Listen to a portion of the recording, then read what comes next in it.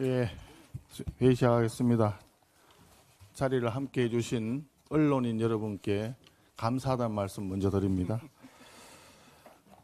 어제 정청래 더불어민주당 당대표가 대장동, 위례 신도시, 대북 송금 사건 등도 10%의 가짜 조작으로 90%의 진실을 압도할 수 있다라고 하는 의미심장한 발언을 했습니다.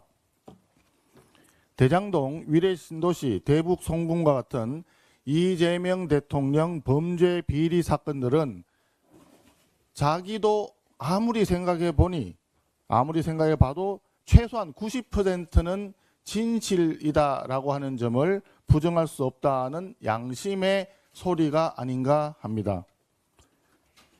아마도 일부에서는 정청래 대표발 이재명 저격 발언이라고 해석할 수도 있을 것 같습니다. 그런데 10%의 조작과 90%의 진실이라고 하는 정 대표 발언도 사실은 말장난에 불과합니다. 지금 더불어민주당의 공소 취소 선동은 100% 범죄의 진실을 100% 본질과 무관한 꼬투리 잡기로 뒤흔드는 거짓 선동에 불과하기 때문입니다. 가령 대북 송금 연어 술 파티 선동이 있는데 더불어민주당은 연어와 술 반입이 있었다라고 어떻게든 우겨 보려고 하고 있습니다. 그런데 정작 연어와 술이 들어와서 무엇을 어떻게 조작했다는 말이냐라는 질문에는 전혀 답변하지 못하고 있습니다. 결국 더불어민주당은 조작 기소라고 하는 근거는 제시하지 못하면서 조작 기소라고 무작정 우겨대는 국정조사는 강행하겠다는 것입니다. 수적 우세를 앞세운 무리한 힘자랑으로 생각할 수밖에 없습니다. 과유불급입니다. 적당히 하십시오. 국민의힘은 이 국정조사에 동의하기가 어렵습니다. 첫째, 이재명 대통령 한 사람의 공소 취소라는 목적을 위해 국회에 국정조사권을 동원하는 것은 국회의 입법권 남용입니다.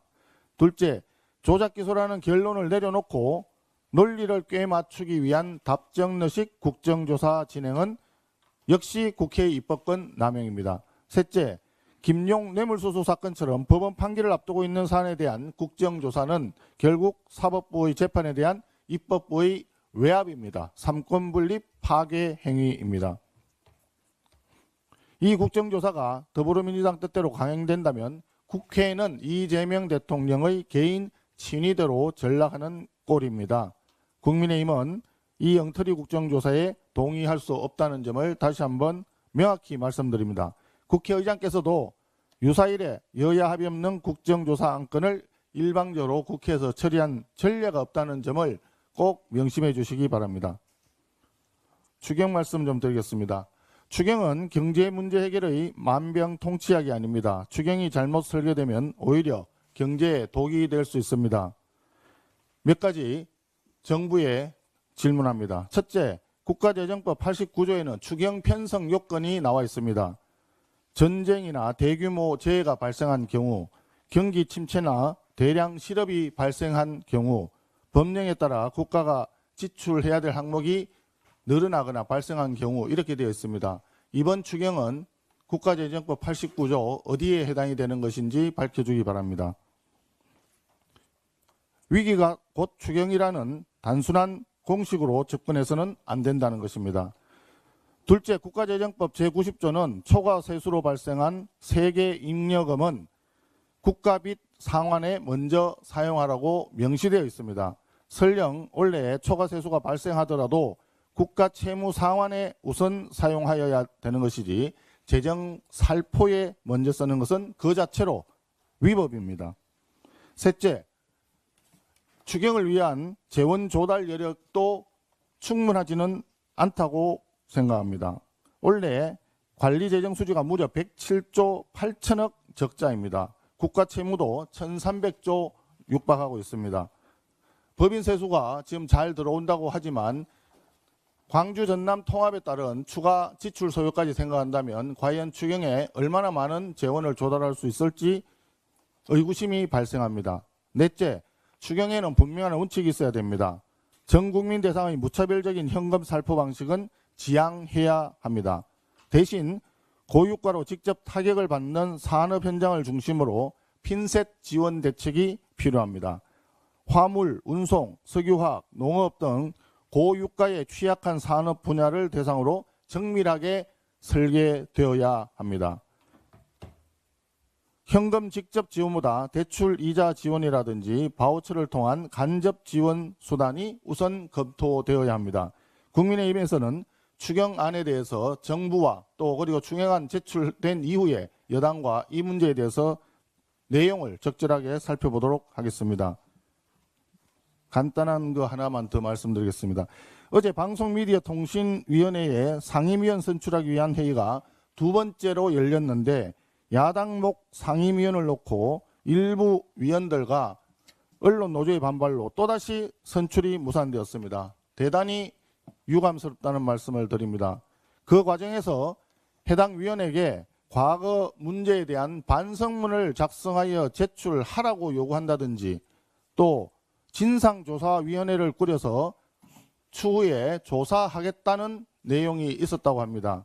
공산당식 자아비판, 인민재판을 시도했다는 행태입니다. 엄중히 규탄합니다. 국회의장이 야당과 협의하여 추천을 했고 대통령이 이미 임명안을 제거한 사안입니다. 그런 인사에 대해서 방미심의가 정당한 인사에 대해서 목리를 부리는 것은 국회와 행정부를 동시에 능멸하는 행위임을 명심하기 바랍니다. 반드시 상임위원 선출을 조속히 완료할 것을 다시 한번 강력히 촉구합니다. 저는 그동안 여러 차례 말씀을 드렸습니다. 지금 우리 경제가 어려운 상황에서 돈만 풀어서는 경제가 살아나지 않습니다. 오히려 무리한 재정 확대는 물가 상승 압력을 키우고 자칫하면 스태그플레이션 위험까지 높일 수 있습니다. 경제가 살아나는 가장 확실한 길은 일자리를 늘리는 것입니다. 양질의 일자리가 늘어나 청년 실업이 해소되면 청년들이 소비를 시작합니다. 그 소비는 다시 기업가, 소상공인의 매출과 영업이익으로 이어지고 그 이익은 다시 새로운 투자와 추가적인 일자리 창출로 이어집니다. 결국 일자리, 소비, 기업 성장, 추가 일자리 창출이라는 선순환 구조가 만들어져야 경제가 살아나는 것입니다. 그런 점에서 최근 구윤철 경제부총리가 국내 생산 촉진 세제 도입 필요성을 언급한 것은 의미 있는 사항이라고 생각합니다.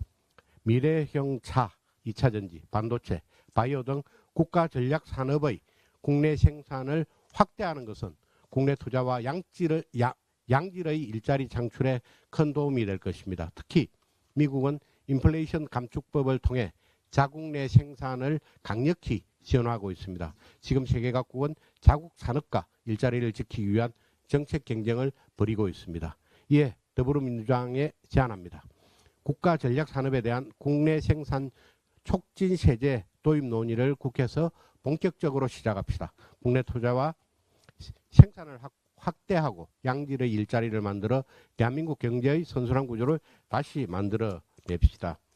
국내 생산 촉진 세제는 지난해에도 우리 당에서 관련 법안을 제출한 바가 또 있고 민주당 의원들께서도 같은 법안을 제출한 바도 있습니다.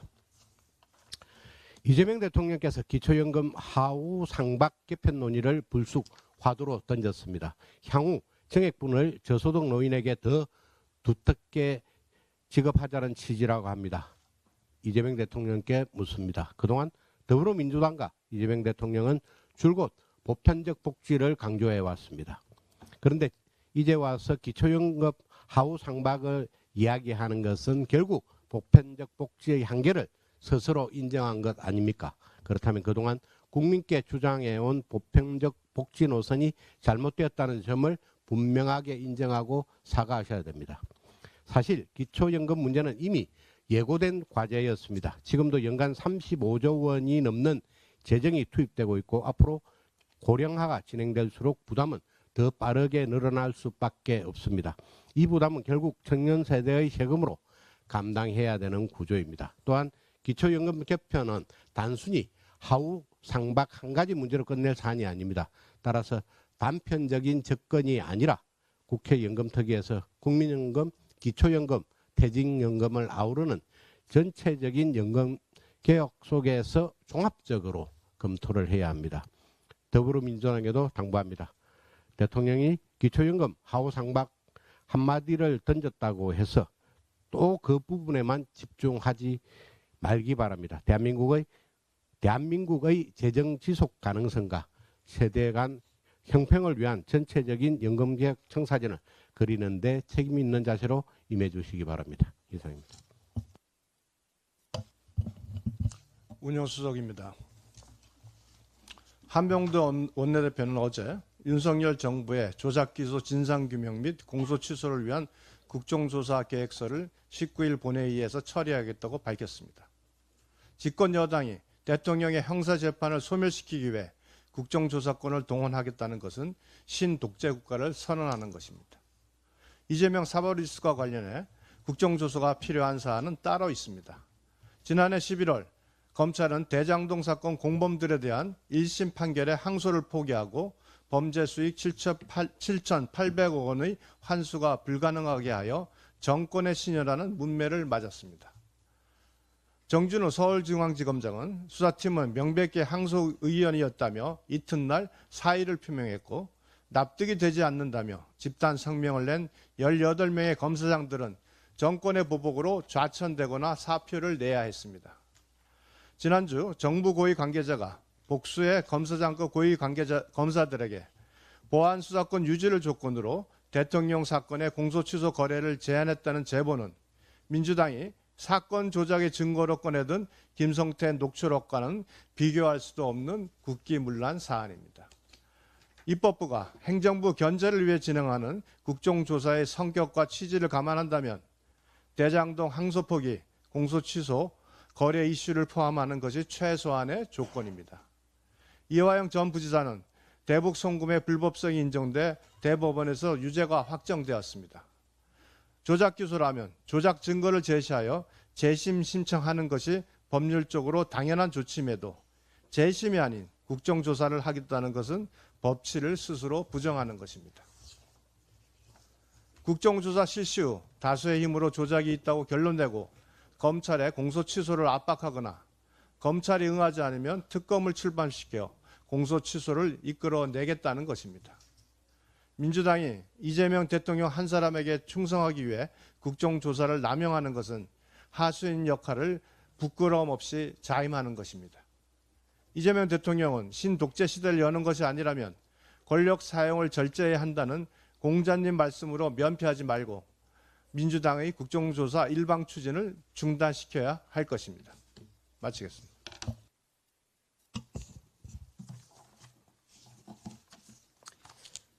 코로나 백신 첫 접종이 2021년 2월 26일, 그로부터 1845일이 지났습니다. 이곳 국회 앞에는 아직도 코로나 백신 피해자 분향소가 설치돼 있습니다.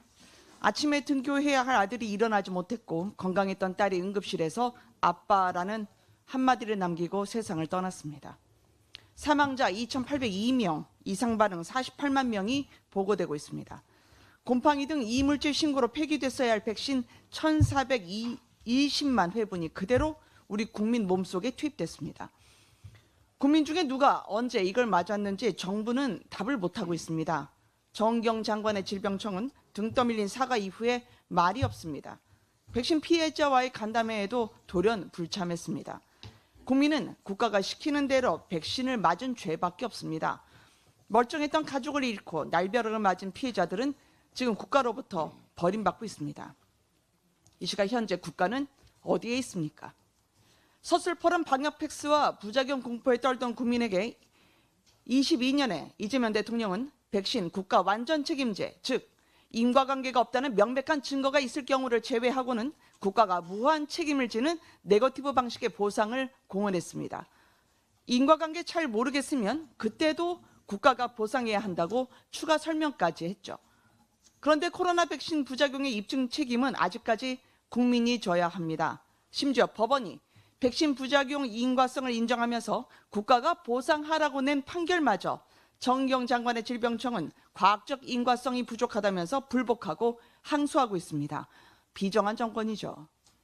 김미애 의원 등 코로나 백신 특별법을 제정한 국민의힘에서 저는 이번에 내가 맞은 백신 정보와 자료를 요청하는 정보 청구권, 그리고 정부의 자료 제출 명령권을 신설하고 백신 접종 이후에 기존 질환이 악화된 경우까지 인과관계를 폭넓게 검토하는 특별법 개정안을 만들었습니다. 국가는 백신 부작용뿐 아니라 불안감도 적극적으로 책임져야 한다던 이재명 대통령의 말을 돌려드립니다. 이재명 대통령과 민주당은 대통령 공소 취소 거래설, 김어준에 긁혀 기싸움할 시간이 있으면 코로나 백신 피해자 2번 주기는 항소부터 취하하고 약속했던 국가 완전 책임제를 실천해야 합니다. 이상입니다. 저희 법사위는 어제 정은경 전 질병관리청장, 현 복지부 장관 고발을 예고했습니다. 법사위원들 전원 이름으로 고발할 예정입니다. 여러분들 생각해 보십시오. 빵에 곰팡이가 폈으면 그 빵을 버리지 곰팡이 부분만 떼어놓고 먹지 않습니다. 우리 국민의 25%가 곰팡이 핀 빵을 먹었습니다. 분명히 이 질병관리청장은 백신의 안전을 유지할 책무가 있고 코로나 당시의 대응 매뉴얼에 따르면 이 경우 식품안전처에 즉시 통보했어야 합니다. 그러나 이 통보 책무를 제대로 이행하지 않아서 이런 어처구니 없는 국민들의 생명과 안전이 침해되는 사태가 발생했습니다. 명백한 직무유기입니다. 그래서 저희 법사위 차원에서 어제 정은경 질병청장을 고발하기로 결정했다는 말씀을 알려드립니다.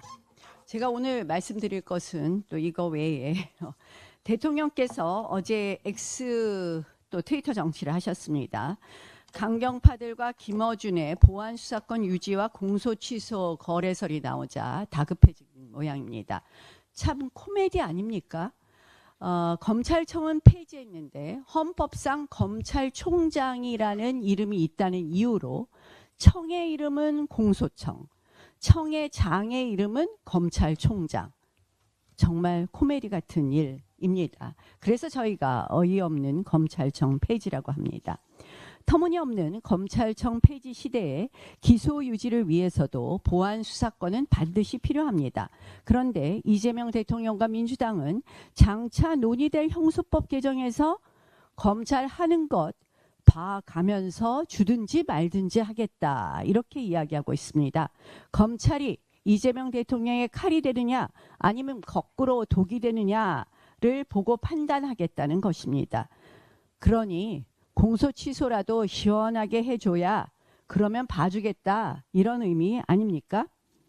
지금 그래서 이재명 정부의 법무부 하에서는 지금 특별 감찰 이런 거 하면서 연어 술 파티 의혹을 계속해서 증폭하고 있습니다. 그런데 그 내용이 뭐냐? 14,000원짜리 연어 회덮밥이고요. 그들 주장대로 하더라도 14,000원짜리 연어 회덮밥, 1,800원짜리 소주 한 병입니다.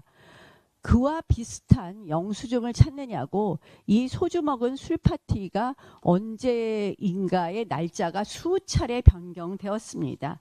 그러니 그들 말대로 해도 이 연어 술 파티 의혹이 얼마나 가짜인지 알 수 있습니다.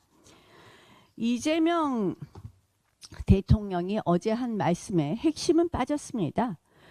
검찰 개혁의 기소 수사 분리의 원칙은 지키겠다더니 이런 궁색한 원칙론이 아니라 자신의 공소 취소는 추진하지 마라. 공소 취소 모임 해산해라. 이것을 먼저 언급했어야 합니다. 그리고 검찰청 폐지 후속 법안인 형사소송법 개정안도 이런 공소취소 거래설이 증폭되지 않게 지금 한꺼번에 하는 것이 맞습니다. 왜 그러냐? 여러분들 잘 아시다시피 정교한 후속 절차법이 완성되지 않은 4심제 패단 지금 보고 있지 않습니까? 의원직이 상실되었는지 아닌지 하는 양문석 의원 건부터 소액 사건에 이르기까지 실제 소액 법정에서 손해배상 사건의 전제가 되는 형사재판 헌법 소원 중이라며 재판을 멈춰달라고 하니 소송의 무한 루프가 시작되고 있습니다. 이재명 대통령은 본인들의 검찰개혁의 진정성을 보이려면 국정조사 사안인 공소 취소 거래에 운운하는 이야기가 나오지 않게 지금 당장 이재명 대통령과 민주당은 형사소송법 개정안과 동시에 처리해야 될 것입니다. 우리 법사위는 논의할 준비가 되어 있습니다. 형사소송법 개정 절차 복잡한 거 하나도 없습니다. 보안수사권 유지 여부에 관한 판단입니다. 그래서 이것을 동시에 올려야지 오늘 공소청법 통과시키고 또 형사소송법 통과 안 시켰을 때 또 법률의 흠결이나 충돌로 또 다른 국민들의 피해가 있을 수 있다는 말씀 드리겠습니다. 그리고 정청래 대표가 지금 기자회견 중이라고 들었습니다. 대통령께서 어제 말씀하신 이미 의총을 통과한 정부안이 아니라 정부 여당안이라는 것을 또 수정안을 낸다고 합니다. 조악하게 그질 없는, 그리고 곳곳에 검찰에 대한 복수심과 적개심이 묻어난 수정안을 낸다고 합니다. 가히 지금 검찰 폐지는 이 민주당 내에 권력 투쟁의 대상이 되지 않았나 이런 생각을 합니다. 그래서 요구합니다. 이 검찰이 수사권을 갖느냐 아니냐는 어제 대통령 말씀도 이런 게 있던데 이 모든 권력이 견제와 균형이 있어야 되는 것처럼 묻어버리는 것도 없는 것을 만드는 것도 모두 억울한 국민을 양산합니다. 그래서 이 마지막 민생 구제 절차인데 정청래 대표 더 이상 권력 다툼 대상에 검찰 수사권을 올리지 말아주시기 바랍니다. 그리고 여당에게 다시 한번 요구합니다. 형사소송법 개정안과 동시에 공소청법안을 논의해 줄 것을 다시 한번 요구합니다. 그것이 제도의 완결성을 보장하는 것입니다. 예, 과방위 간사 최영두입니다. 어제 전 세계는 아카데미상 이관왕 K-팝 데몬 헌터스에 열광했습니다. 앞서 골든글로브 이관왕, 그래미상에 이어 세계 영화 산업의 심장부인 오스카 무대에서 한국의 이름이 울려 퍼졌습니다. 매기강 감독은 이 상을 한국과 전 세계 한국인에게 바친다고 말했습니다. 이승만을 비롯한 대한민국 정부 수립 지도자들이 글로벌 지정학 게임에서 친서방 자유민주주의 시장경제 국가를 세우고 그리고 백범이 꿈꾸었던 문화대국이 광복 81주년 앞에 현실화되었습니다. 그러나 캐대언의 영광은 안타깝게도 한국의 몫이 아닙니다. 한국의 방송, 대한민국의 스토리, 대한민국의 음악에서 소재를 만들었으나 대박을 친 곳은 글로벌 OTT이고 글로벌 컨텐츠 기획사들입니다. BTS 광화문 공연의 대박도 국내 통신 인프라에 전혀 기여하지 않은 글로벌 OTT가 누릴 전망입니다. 지난해 우리 국민의힘이 방송학회, 컨텐츠 업계와 함께 방송 미디어 통신 융합기구를 만들자고 그렇게 주장한 것도 이 때문입니다. 글로벌 OTT와 우리 문화 컨텐츠 산업을 통합적으로 육성하지 못하면은 캐대언 스프라이즈는 대한민국 K 컨텐츠 산업의 성취로 이어지지 않을 것이라는 절박감 때문이었습니다. 앞서 2022년 대통령 선거에서 국민의힘 더불어민주당이 공통으로 약속했던 미디어 통합진흥기구 독임제 부처 신설, 그리고 방송공영 합의제위원회 이원화를 약속했던 것도 그런 방송통신 콘텐츠 업계의 열망 때문이었습니다. 그런데 정청래 더불어민주당 강경파들은 이준숙 전 방송통신위원장 한 사람을 쫓아내기 위해 방통위를 방미통위로 바꾸며 대선 공약도 저버리고 방송통신 콘텐츠 업계의 여망도 짓밟았습니다. 그러나 우리 당은 우리나라 콘텐츠 산업과 방송통신의 경쟁력을 높이기 위해서 방미통위에 참여해서 기구 개편과 함께 캐대언의 모멘텀을 이어가기 위한 협의를 시작하려고 했습니다. 하지만 이마저도 더불어민주당 강경파들에게 짓밟혔습니다. 국민의 위임에 따라서 원내정당 추천위원으로 합의제 기구를 만드는 원칙을 더불어민주당은 어기고 우리 정당 추천 인사를 부결시켰습니다. 도대체 언제까지 우리 K 콘텐츠, 통신, 방송, 미디어 융합 진흥의 꿈을 저버릴 생각입니까? 방송을 장악하겠다는 정파적 욕심은 이제 버려야 합니다. 세계 공영방송, 지상파의 표상인 BBC도 이제 수년 내에 지상파 방송을 포기하겠다고 합니다. 오히려 보편적 가치, 모두를 위한 가치를 내걸며 누구나 인터넷으로 방송에 접근할 수 있도록 하겠다고 합니다. 그런데 지금 더불어민주당은 보편적 시청권을 주장하면서 방향은 거꾸로 가고 있습니다. 한 방송사가 무리한 배팅으로 따낸 올림픽 월드컵 게임 중계료 비용을 감당하지 못하자 지상파와 다른 방송사들의 팔을 비틀어 비용 분담을 강요하는 모습을 보이고 있습니다. 거꾸로 가는 더불어민주당 강경파들, 이제 멈추십시오. 다시 세계를 보십시오. 대선 공약으로 돌아가십시오. 새벽 배송 중단하고 전통시장 살린다며 국내 유통기업은 다 죽이고 쿠팡에게 국민 정보를 몰아준 실패를 언제까지 되풀이할 참입니까? 즉각 캐대원의 교훈을 바탕으로 국민의힘과 K컨텐츠, 방송, 통신, 미디어 통합 융합기구를 다시 추진하고 방송은 제발 저널리즘의 윤리에 맡겨두십시오. 부탁입니다. 캐대원의 영광, BTS 열광 뒤안에서 K컨텐츠, 방송, 통신, 미디어 업계가 흘리는 눈물이 보이지 않습니까? 예, 외통위 간사 김건희입니다. 미 대법원의 상호관세 위법 판결 이후 트럼프 행정부는 지난 11일 한국을 포함한 16개국을 대상으로 구조적 과잉 생산을 이유로 포괄적 301조 조사를 시작했습니다. 이어 그 다음 날에는 한국을 포함한 60개국을 대상으로 강제 노동 관련 301조 조사도 추가로 개시했습니다. 많은 국민들은 우리가 강제 노동과 무슨 관련이 있는지 의아해하실 수 있습니다.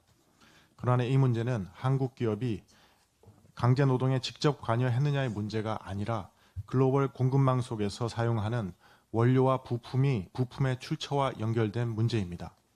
미국은 2022년 위구르 강제노동 방지법을 제정해 신장 위구르 지역에서 생산된 제품을 강제노동 생산품으로 추정하고 수입을 금지하고 있습니다.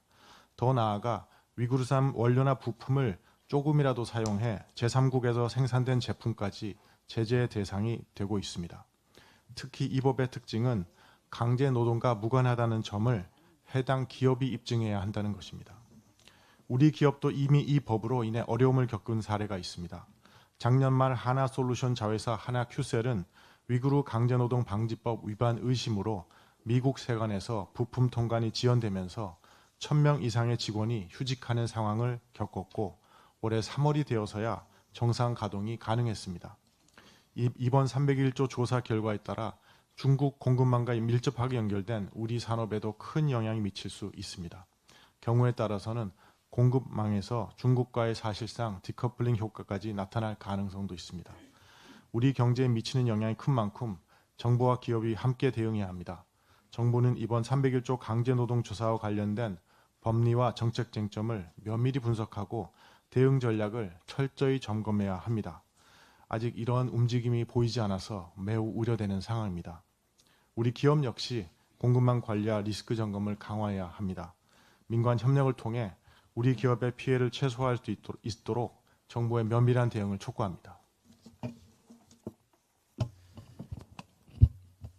예, 재경위 간사 박수영입니다. 이재명 정권이 재정 폭주 표편리점에 혈안이 되어 있습니다. 이재명 대통령은 한 달 내에 추경을 시행하라고 했고 정청래 대표는 한술 더 떠서 역대 가장 빠른 기간 안에 추경을 해야 한다고 했습니다. 나라 돈 펑펑 쓰는 게 자랑도 아니고 경쟁할 일은 더더욱 아닌데 이재명 정권은 묻지도 따지지도 않고 최대 20조 원에 달할 것으로 예상되는 추경을 밀어붙이고 있습니다.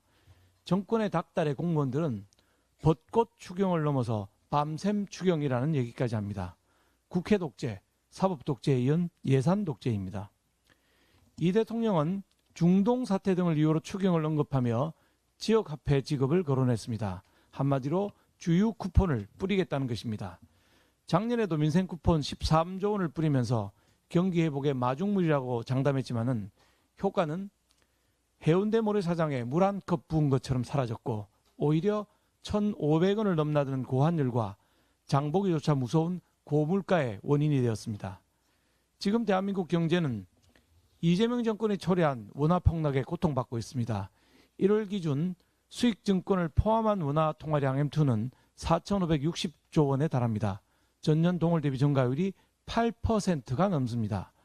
수익증권을 뺀 통화량도 4,180조로 증가율이 4.6%에 달합니다. 미국 달러 증가율이 4%인데 비이기 축국인 우리나라가 돈을 마구 찍어내니까 원화 가치는 계속 떨어지고 주식, 부동산, 환율, 물가가 모두 오르는 것입니다. 특히 정청래 대표는 우리나라 GDP 대비 부채율이 OECD 국가 중 상당히 양호한 편이라고 했습니다. 가짜 뉴스입니다. 우리나라 전체 나라비 D4는 총 4,632조 원, GDP 대비 181%, 국민 1인당 9천만 원에 육박합니다. 아기가 태어나자마자 약 1억 원의 빚을 지는 게 진짜 뉴스입니다. 또 OECD 38개 나라 중 일반 정부 부채 D2가 100%를 넘는 나라도 미국, 일본, 프랑스 등 총 8개국에 불과하고 모두 기축국입니다.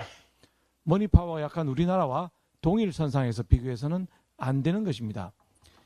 이재명 정권은 초과 세수로 추경하면 된다고 하지만 작년에는 세수가 부족하다고 추경을 했습니다. 돈 없다고 추경하고 조금 생겼다고 추경하고 나라 살림을 우습게 보는 이런 행태가 바로 추경 중독, 재정 중독이 아니면 뭐란 말입니까? 게다가 중동 사태와 대미 관세 등 불확실성이 가득한데 만약에 올 하반기에 세수 손실이라도 나면 어떨 것입니까? 또 국채를 발행해서 우리 아이들에게 1억 원이 넘는 빚을 지울 작정입니까? 이재명 정권은 대한민국 경제와 미래 세대를 담보로 한 도박을 당장 멈추십시오. 무모한 재정 도박은 민생이 아닌 정권을 걸고 하십시오. 국가재정은 선거에서 매표 행위할 때 쓰라는 정권의 삼짓돈이 아니라 우리 아이들을 포함한 국민들을 위한 소중한 자산입니다. 예, 국방위 간사입니다. 지금 한반도 안보에 심각한 균열 신호가 나타나고 있습니다. 북한은 그제 동해상으로 600mm 탄도미사일 10여 발을 연속 발사하며 도발 수위를 다시 끌어올렸습니다. 발사 직후 김정은은 사거리 420km를 직접 언급하며 적들에게 불안을 줄 것이라고 했습니다. 이 숫자는 결코 우연이 아닙니다. 발사 원점 평양 순안 기준 경북 성주의 사드 기지에 거의 정확히 닿는 거리입니다. 군사 봉계선 인근에서 발사할 경우 제주도를 제외한 남한 전역이 사정권 안에 들어갑니다. 북한의 의도는 분명합니다. 몇 번 내에 수십 발을 발사해 우리 군 지휘부, 주한 미군기지, 미 정원 전력 통로 등을 핵타격해 우리의 전쟁 수행 능력을 마비시키겠다는 것입니다. 그런데 지금 우리의 현실은 어떻습니까? 중동 정세의 영향으로 주한 미군 기지에서 패트리엇과 사드 일부 전력이 이동하고 있어 한반도 방공망의 핵심 축이 빠져나가는 상황입니다. 북한은 전술핵 능력을 과시하며 도발 수위를 높이고 있는데 우리는 대북 억제력 공백까지 걱정해야 하는 상황입니다. 이럴 때일수록 정부의 대응은 분명하고 단단해야 하는데 그러나 지금 정부는 안보에서도 외교에서도 엇박자를 내고 있습니다. 특히 김민석 총리가 방미할 때마다 한미 간 메시지가 계속 엇갈리고 있습니다. 김 총리는 지난 13일 이란 관련 군사 지원 요청은 없었다고 밝혔지만 바로 다음 날 트럼프 대통령은 한국 군함 파견을 공개 요청했습니다. 지난 1월 방미 때도 김 총리가 미국과 한라인 구축을 홍보하자 트럼프 대통령은 곧바로 한국 관세 재인상 가능성을 언급했습니다. 이 정도면 외교 현장에서 전략 공조가 제대로 작동하고 있는 것인지 국민들이 의문을 가질 수밖에 없습니다. 전략 공조라기보다 보여주기식 쇼잉 외교에 가까운 것 아닌지 국민들께서 묻고 있습니다. 주한미군 전력 이동에 따른 대북 억제력 공백을 어떻게 보완할 것인지 북한 전술핵 위협에 대한 군사적 대응 전략이 무엇인지 한미 전략 공조가 실제로 작동은 하고 있는지 정부는 국민 앞에 분명한 설명과 책임 있는 대응책을 내어놓으시길 촉구합니다. 네, 보건복지간사 김미애입니다. 지난 13일 복지위 전체회의에서 코로나 백신 부실 관리 진상 규명을 위한 청문회를 요구했습니다. 그러나 민주당은 정쟁이라며 거부했습니다. 이 사안이 어떻게 정쟁입니까? 곰팡이, 머리카락, 이산화 규소 등과 동일 공정에서 생산된 위해 우려 백신 1,420만 회분이 안전성 검증 없이 우리 국민께 접종된 사실이 확인됐습니다. 당시 정부는 접종을 중단하거나 국민에게 상황을 알리는 등 국민 보호를 위한 최소한의 조치도 하지 않았습니다. 국민의 생명과 건강을 외면하고 매뉴얼을 위반하고 백신 접종을 중단 없이 강행한 것은 과연 누구의 결정인지 반드시 밝혀야 합니다. 책임자를 처벌하고 피해자 구제책을 세워야 합니다. 그래야 다음 팬데믹에서 국민의 생명과 건강과 안전을 지킬 수 있지 않겠습니까? 여기에 정쟁이 어디 있습니까? 민주당은 국민의 생명과 안전이 걸린 문제마저 무책임하고 비열하게 정쟁으로 몰아가고 있습니다. 과거 민주당은 미국산 소고기 수입 시 광우병 선동, 성주 사드 배치 때 전자파에 튀겨진다며 국민 불안 조장, 후쿠시마 오염수 방류 때는 핵폐수 등으로 과학적 근거도 없는 주장을 앞세워 2조 원 넘는 혈세가 투입되도록 했습니다. 민주당은 그때 온갖 괴담마저 국민을 위한 것이라며 국민 건강 수호자를 자처하더니 지금은 국민 건강이 중요하지 않습니까? 특히 코로나 백신은 국가 책임, 안전성을 믿고 전 국민 강제 접종 당했던 것으로 현실적 위험성이 있었던 사실입니다. 실제적 위험이 상당히 의심됨에도 외면하는 이유는 무엇입니까? 민주당이 하면 괴담도 국민 건강을 위한 것이고 지금은 감사 결과로 확인된 사실마저 정쟁이 되는 것입니까? 민주당과는 다르길 바라며 이재명 대통령께 요청드립니다. 생리대, 교복 등 여러 민생 과제에 직접 관여하시는 세심함으로 코로나 백신 문제에 관심 가져주시길 당부드립니다. 첫째, K방역의 모델로 방역 영웅 칭송받던 정은경 장관을 경질하십시오. 둘째, 위해 물질 신고 백신과 동일 공정에서 생산된 백신 1,420만 회분을 맞은 국민들께 그 사실을 알리고 부작용 여부 확인 및 인과성 재심사하도록 해 주십시오. 국민의 당연한 권리마저 외면하는 게 국민 주권을 강조한 이재명 정부의 민낯입니까? 질병청이 일하도록 해 주십시오. 제가 수차례 이와 같은 요구를 했습니다. 그러나 질병청은 국민의 알 권리, 국민의 생명과 안전 보호를 외면하고 있습니다. 오죽하면 국회의원인 제가 질병청에 직접 정보 공개 청구를 했습니다. 만약에 질병청이 일하지 않는다면 대한민국 국민 정부가 질병청에 정보 공개 청구를 해야 할 날이 올지도 모르겠습니다. 이재명 대통령께서는 신속히 대한민국 질병청이 대한민국 국민의 생명과 건강을 위해 일하게 해 주십시오. 이상입니다. 예, 본관사가 금융감독원을 통해 확인한 바에 따르면 이러한 전쟁으로 인해 국내 보험사에서 지급해야 할 수도 있는 해상보험금 규모가 무려 1조 7천억에 달한다고 합니다. 이번 전쟁 여파로 보험료율도 이전 대비 5배에서 10배 수준까지 폭등했습니다. 이러한 전쟁은 이렇게 보험 억금은 물론이고 우리 금융시장 곳곳에서 재무 건전성을 위협하는 엄청난 리스크 요인으로 작용하고 있습니다. 고유가 사태가 장기할 것이라는 공포가 시장에 번지면서 어제 원달러 환율이 1,500원을 넘었습니다. 주간 거래에서 1,500원을 넘은 것은 2009년 금융위기 이후 17년 만에 처음입니다. 원유뿐만 아니라 생활용품 및 산업 소재의 핵심 원료인 폴리에틸렌, 알루미늄 등 원자재 시장으로도 공급 충격이 확산하면서 우리 경제는 소용돌이 속에 서서히 빠져들고 있습니다. 이 같은 상황인데 국무총리실은 이러한 전쟁이 장기화할 경우 우리 기업과 민생 경제가 입을 타격에 대비하는 긴 호흡의 정책 구상을 전혀 제시하지 못하고 있습니다. 김일성 총리가 미국 대통령을 만났다고 합니다. 국민들은 최소한 기대를 품었습니다. 이러한 전쟁으로 유가가 요동치고 고환율, 고물가로 민생 경제가 피폐해지는 상황에서 미국 대통령과 만나서 이런 어려움을 타개할 생산적 논의가 이루어지리라는 최소한의 기대였습니다. 그런데 국무총리는 그 기대를 보란 듯이 져버렸습니다.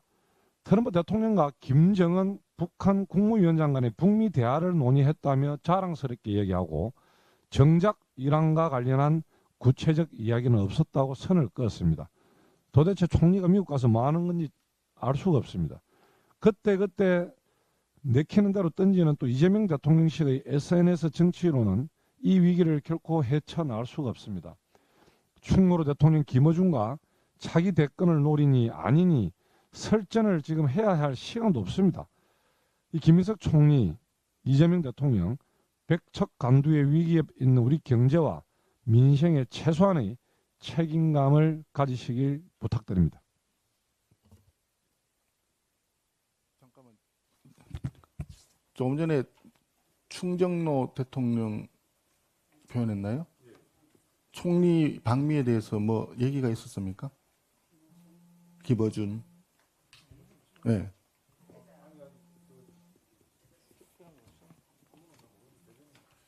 지금 조금 전에 얘기했는 내용이 뭔가 궁금해서 비공개하겠습니다.